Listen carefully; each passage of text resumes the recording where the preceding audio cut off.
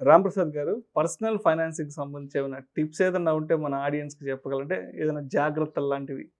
Tricks, tips ఏముండవు గానీ కొంచెం డిసిప్లిన్డ్‌గా కొన్ని పారామీటర్స్ కన్సిడర్ చేసుకొని హ్మ్. అందరికీ ఎవరికైనా ఉపయోగపడితే హ్యాపీ. అందరూ ఫైనాన్షియల్ ప్లానింగ్, పర్సనల్ ఫైనాన్స్ అంటే ముందుగా మన ఆలోచనలోకి వచ్చేది ఎక్కడ పెడితే డబ్బులు పెరుగుతాయి. ఇలా పెట్టంగానే ఇలా డబ్బులు ఇలా పెరుగుతాయి. పడిపోవాలి పైన. దాని గురించే వెతుకుతారు అందరూ. How to create a crore, how to create 10 crores అవి బాగా పాపులర్ కీవర్డ్స్. యాక్చువల్గా ఫైనాన్షియల్ ప్లానింగ్ అంటే it's not investment directly, it's about insurance first. Personal ఫైనాన్స్లో ముందుగా తీసుకోవాల్సిన స్టెప్ ఏంటంటే అడిక్వేట్ ఇన్సూరెన్స్, సరిపడా నీ ఫ్యామిలీని ప్రొటెక్ట్ చేయగలిగిన ఇన్సూరెన్స్లు తీసుకోవాలి. ఇది boring topic but still it has to be. ఇనిషియల్గా ముందుగా ఒక వ్యక్తి తీసుకోవాల్సింది హెల్త్ ఇన్సూరెన్స్, అది సరిపడా. నెక్స్ట్ టర్మ్ ఇన్సూరెన్స్, ఎందుకంటే ఇతను bread winner for the family, ఇతని ఆదాయం మీద ఫ్యామిలీ ఆధారపడి బ్రతుకుతుంది. ఇతను ఏ పెట్టుబడి స్టార్ట్ చేసినా ఈ 15 ఏళ్ళు 20 ఏళ్ళు ఈ నుండి పెట్టుబడి పెట్టిన పక్షంలో ఆ డబ్బులు వస్తాయి. ఇతనే లేకపోతే ఎలా వస్తాయి డబ్బులు? దాని గురించి ఒక టర్మ్ ఇన్సూరెన్స్. అంటే పర్సనల్ ఫైనాన్షియల్ ప్లానింగ్లో ఫస్ట్ స్టెప్ ఈస్ మీరు health insurance and term insurance తీసుకోవాలి. నెక్స్ట్ స్టెప్, ఎప్పుడు కూడా ఇన్సూరెన్స్ని ఇన్వెస్ట్మెంట్ని మిక్స్ చేయొద్దు. ఈ మిస్టేక్ చేయకండి. చాలా మంది ఇన్సూరెన్సే ఇన్వెస్ట్మెంట్ అనుకుని అలా కాలం గడిపేస్తారు. దీన్ని బియాండ్ అ పాయింట్ రియలైజ్ అవుతున్నారు. నెక్స్ట్ పాయింట్ ఏంటంటే పర్సనల్ ఫైనాన్స్లో మీరు చేయాల్సింది మీరు చేసిన తప్పులు తెలుసుకొని వాటిని సరిదిద్దుకోవాలి. కానీ ఇక్కడ సరిదిద్దుకోవడానికి ధైర్యం సరిపడదు. సో నేను పెట్టుండకూడదు సార్, నాకు ఇప్పుడే తెలిసింది లాస్ వస్తుందని చెప్పారు. మరి తెలిసాక ఏం చేస్తున్నారు? మీరు తెలిసాక ఏం చేస్తున్నారు? అలాగే ఉంచుతారా? మరి అంతే కదా సార్, ఇప్పుడు పెట్టిన డబ్బులు రానప్పుడు ఎలాగండి అంటాడు. సో తప్పు తెలిసినప్పుడు సరిదిద్దుకోవాలంటే ఇప్పుడు ఒక ఎండోమెంట్ ప్లాన్ కట్టాడు, 8 years పాటు కట్టాడు. 8 years కడితే కట్టిన దాంట్లో 65% వస్తుంది. సో ఎలా సార్, నేను కట్టింది 6 లక్షలు, నాకు 3,50,000 వస్తే ఎలాగండి అంటాడు ఆయన. సో లాస్ కదండి అంటాడు. మరి ఇది లాస్ అని చెప్పి ఇంకొక 12 ఏళ్ల పాటు కడితే నీకు వచ్చేది ఎంత? నువ్వు మొత్తం పెట్టిన దాని మీద నీకు 4.55% వస్తుంది. మరి అయినా పెట్టింది పోదు కదా సార్, ఉందాం అంటాడు. నేను ఒకటే మాట చెప్తాను, సార్ మీరు ఒక ట్రైన్ ఎక్కారు, మీరు ఎక్కింది రాంగ్ ట్రైన్ అని చెప్తున్నాం, నేను దిగమంటున్నాను, మీరు ఏమన్నారు? టికెట్ వేస్ట్ అయిపోద్ది కదా సార్, 100 రూపాయలు పెట్టి టికెట్ కొన్నాను, ఇంకా 150 కిలోమీటర్ల ముందుకెళ్ళి వెనక్కి వద్దాం అన్నారు. ఇంకా అప్ టు యూ. సో చేసిన మిస్టేక్స్ని కరెక్ట్ చేసుకోవడం అనేది major financial planning. Insurance first, insurance investment కాదు. నెక్స్ట్ చేసిన ఇన్వెస్ట్మెంట్ని కరెక్ట్ చేసుకోండి. తప్పని తెలిసి కూడా కంటిన్యూ చేస్తే దాని మూల్యం భారీగా ఉంటుంది.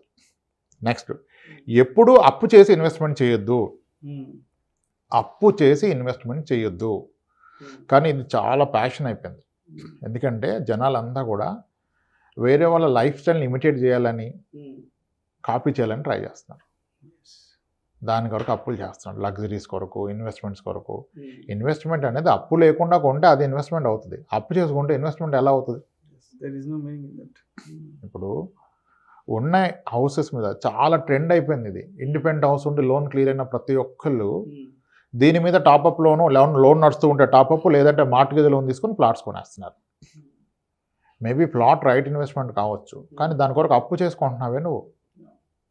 రేపు ఇబ్బంది వస్తే 98% of the people or private sector employees. రేపు నీకు నిజంగా జీవితంలో ఇబ్బంది వచ్చి నీ జాబ్ పోయి నీ ఇన్కమ్ ఆగిపోతే నీ అప్పు ఎవరు కడతారు? ఎలా కట్టగలుగుతావు నువ్వు? రిటర్న్స్ వదిలేయండి, రావచ్చు బహుశా ఇక్కడ 7%కి వచ్చింది మీకు లోను, అక్కడ 12% పెరగవచ్చు, which is 5% alpha, which is good. కానీ నీ entire family depend on your salary అన్నప్పుడు ఇట్లా అడ్డంగా నాకు వచ్చేస్తుందన్న ఆలోచనతో అప్పులు చేస్తే ఆ అప్పును నువ్వు మేనేజ్ చేయలేవు కదా రేపు శాలరీ ఆగిపోతే. సింగిల్ ఇన్కమ్ అన్నారు, నీకు అదర్ సోర్సెస్ లేనప్పుడు. సో అప్పు చేసి ఇన్వెస్ట్మెంట్ అనేది పెద్ద తప్పు. అప్పు చేసి ఇన్వెస్ట్మెంట్ చేయొద్దు. లోన్లో వస్తుంది కదా అని బిగ్గెస్ట్ థింగ్స్ ఏది లగ్జరీస్ కొనొద్దు. లోన్లో లగ్జరీస్ కొనొద్దు, అవసరాలకు మాత్రమే కొనుక్కోండి. నిత్యావసరాలు, అత్యవసరాలకు మాత్రమే లోన్ తీసుకోండి తప్పనిసరి. అయితే ఇప్పుడు నాకు 1.6 lakhs per month take home salary ఉంది, ₹1 కోటి లోన్ ఎలిజిబిలిటీ ఉందని చెప్తున్నాడు బ్యాంకర్ కదా వ్యాపారం. నీకు ఇల్లు కొందాం చోట్ల లోన్ ఇవ్వదామని చూస్తున్నాడు. నాకు ₹1 కోటి లోన్ వస్తుంది కదా, నేను కొనగలనని చెప్పేసి 1,40,00,000 ప్రాపర్టీ కొని ఉన్నాయన్నీ ఊడ్చేసి 40 లక్షలు డౌన్ పేమెంట్, ₹1 కోటి ప్రాపర్టీ, 88,000 ఈఎంఐ పెట్టుకుంటే పరిస్థితి రేపు. ఈ రోజంతా ఓకే, నాకేముంది 80,000 ఈఎంఐ పోతే ఇంకా నాకు 80,000 ఉన్న చేతిలో అనుకుంటున్నాను. దట్ ఇస్ ట్రూ, ఈ రోజు ట్రూ. బట్ రేపు జాబ్ పోతే పరిస్థితి నీ 80,000 ఈఎంఐ ఎవరు కడతారు? నీ పిల్లలకి నీకు తినడానికి చదువులకి నెలకు ఒక 55,000 ఎవరు ఇస్తారు? సో ఇవన్నీ కన్సిడర్ చేస్తూ తీసుకోవాలి. ఇవన్నీ వేరే వాళ్ళని కాపీ చేస్తూ మనం కూడా లైఫ్ స్టైల్ అప్డేట్ చేసుకుందాం, మనం కూడా బెటర్ లైఫ్ లీడ్ చేద్దామంటే డెఫినెట్గా ప్రతి ఒక్కళ్ళు ఇల్లు కొనుక్కోవాలి, దాంట్లో ఆలోచన లేదు. అసలు ఇల్లు కొనడంలో డెఫినెట్గా లోన్ తీసుకుని కొనాలి. క్యాష్ పెట్టి ఇల్లు కొనద్దు. హోమ్ లోన్ పాసిబిలిటీ ఉన్నప్పుడు డెఫినెట్గా లోన్లో కొనుక్కోవాలి. నెక్స్ట్ మిస్టేక్ ఏంటంటే హోమ్ లోన్ తీసుకున్న వ్యక్తి నాకున్న పరిజ్ఞానంలో అయితే లోన్ తీసుకోవడం కన్నా పెద్ద ఫైనాన్షియల్ మిస్టేక్ ఇంకోటి లేదు. హోమ్ లోన్ తీసుకోవడం కన్నా హోమ్ లోన్ అనేది మీకు 2 ట్యాక్స్ బెనిఫిట్లు ఇస్తుంది. సెక్షన్ 80Cలో ఇస్తుంది అండ్ ఇంట్రెస్ట్ పేడ్ వచ్చి సెక్షన్ 20లో ఇస్తుంది. సో మీకు రెండింటి మీద ట్యాక్స్ బెనిఫిట్స్ వస్తున్నాయి and lowest rate of interest. And మీరున్నది ప్రైవేట్ సెక్టర్. ఎప్పుడైనా ఇబ్బంది వస్తే ఇంటిలోనూ ఆతృతగా గబా తీసేశారు, 6 years తీసేసావు, అయిపోయింది, ఇల్లు సొంత అయిపోయింది, హ్యాపీగా పడుకుంటావు ప్రశాంతంగా. నెక్స్ట్ డే జాబ్ పోతే ఇంటి మీద మళ్ళీ లోన్ ఇస్తాడు ఎవడైనా? మార్టిగేజ్ లోన్ కూడా ఇవ్వరు. మీకు ఇన్కమ్ ప్రూఫ్ లేకపోతే మీకున్న ప్రాపర్టీ మీద కూడా లోన్ రాదు. కాబట్టి కంగారు పడిపోయి సెంటిమెంట్ ఫీల్ అయిపోయి ఎన్నాళ్ళని కడతాం ఎంతని కడతామంటే అది తప్పు. హోమ్ లోన్ని ఎర్లీగా ఎలా క్లోజ్ చేయాలి అని తెలుసుకోవడమే తప్పు. హోమ్ లోన్ ఎక్కువ కాలం ఉంచుకోవాలి. ఇప్పుడు అందరికి ఇక్కడ ఒక అపోహ, నేను 30 ఏళ్ళు పెట్టుకుంటే 30 లక్షలకి 90 లక్షలు కట్టేస్తాగా, 85 లక్షలు కట్టేస్తాగా. ఎవడు తిన్నట్టు అంటే ఎవడు తినలేదు. అక్కడ మీరు ఎంత కట్టినా మీరు కడుతుంది ఎంత? 7%, 7.5% వడ్డీ. మీరు అసలు ప్లస్ వడ్డీ కడుతున్నారు. 30 లక్షలు లోన్ తీసుకొని 30 years లోన్ పెట్టుకొని 20,000 ఈఎంఐ కడితే అసలు 30 లక్షల అప్పుని 20,000 ఈఎంఐకి 20,000 ఇంట్రెస్ట్కి ఇచ్చేవాడు ఎవడున్నాడు? బ్యాంకర్ ఇస్తున్నాడుగా మీకు హ్యాపీగా. 20,000 అసలు ప్లస్ వడ్డీ జరుగుతుంది. అది ఎన్నాళ్ళు ఉంటే అంత మంచిది. దాన్ని ఎందుకు క్లోజ్ చేస్తారు? మీరు అలాగే అంటారు. కానీ 60 లక్షలు ఎవడు తిన్నట్టు? నువ్వే తిన్నట్టు. యాక్చువల్గా బ్యాంకర్ తిన్నట్టు కాదు.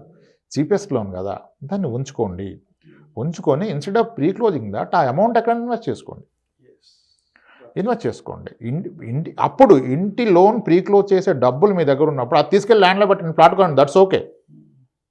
కానీ ఇది క్లోజ్ చేయకుండా దీని మీద మళ్ళీ లోన్ తీసుకుని ప్లాట్ కొంటే తప్పు. ఎందుకంటే దాని మీద అడిషనల్గా తీసుకున్న టాప్అప్ లోన్కి మీకు ట్యాక్స్ బెనిఫిట్స్ రావు. బేస్ పర్చేజ్కి తీసుకున్న లోన్కే ట్యాక్స్ బెనిఫిట్స్ వస్తాయి. ఇట్లా పర్సన్ టు పర్సన్ అండి. డ్యూయల్ ఇన్కమ్ ఉంటే ఒకలాగా, సింగిల్ ఇన్కమ్ ఉంటే ఒకలాగా, పిల్లలు చిన్నోళ్ళు అయితే ఒకలాగా, పిల్లలు హైయర్ ఎడ్యుకేషన్ దగ్గరగా వస్తే లిక్విడిటీ అసెట్స్ ఉండాలి. పిల్లలు చిన్నోళ్ళు అయితే ఇప్పుడు కొన్ని ప్లాట్ కొని హోల్డ్ చేసుకొని లాంగ్ రన్లో డబ్బులు వచ్చాక అమ్ముకోవచ్చు. బట్ అప్పుడు కూడా కేర్ఫుల్గా తెలవాలి, ఎప్పుడు అమ్మాలి, దాన్ని వైట్గా ఎలా కన్వర్ట్ చేయాలి, నాకు ఎంత అవుతుంది. ముందుగా మీరు మీ అవసరాల కొరకు ఇన్వెస్ట్ చేయండి. ఆశయాల కొరకు, గోల్స్ అని, యాస్పిరేషన్స్ అని కాదు.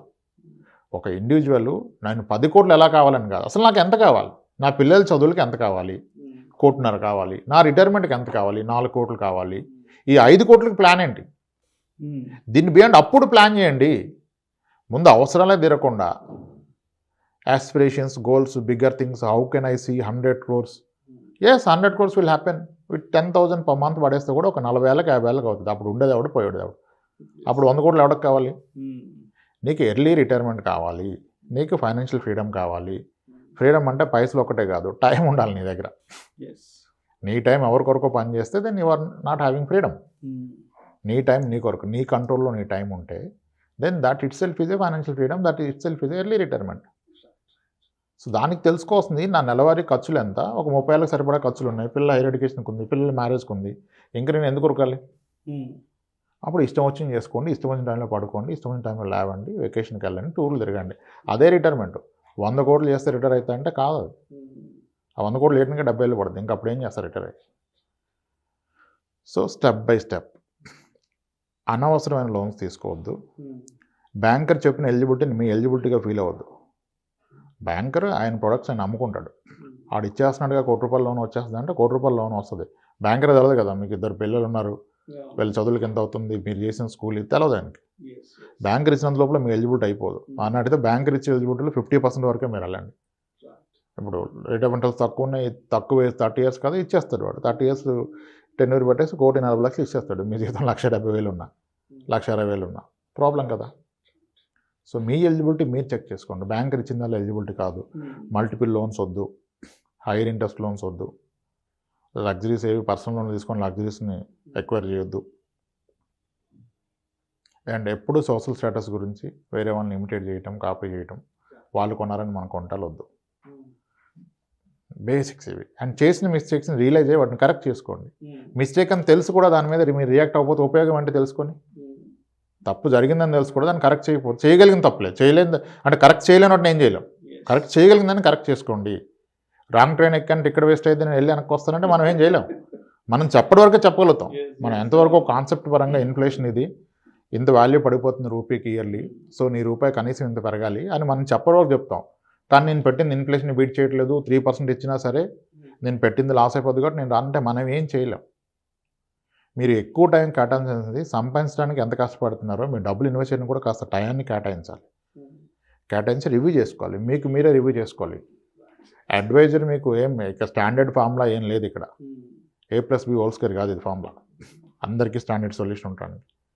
మీ స్థితిగతులు, మీ మీద ఆధారపడ్డ వాళ్ళు, మీ అప్పులు, మీ ఆస్తులు, మీ పిల్లల పరిస్థితి, పిల్లల వయసు, స్పెషల్ కిడ్స్ ఉన్నారు కొంతమంది, that requirement is entirely different. Special kid ఉంటే రిక్వైర్మెంట్ ఈజ్ ఎంటైర్లీ డిఫరెంట్. వాళ్ళ గురించి మనం ఒక చేస్తుంది వేరు. అమ్మాయిలు ఉన్నారు, ఓన్లీ అమ్మాయిలు ఉన్నారు, 2-3 అమ్మాయిలు ఉన్నారు.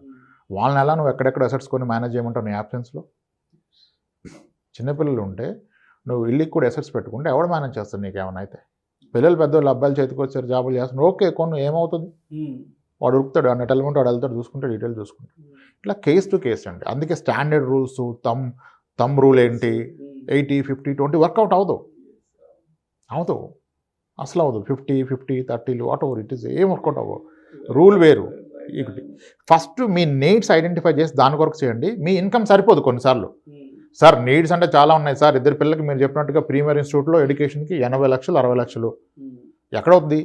నా రిటైర్మెంట్కి మీరు చెప్పే లెక్కలో 4 కోట్లు కావాలి, ఎక్కడవుద్ది? నాకు అవదు.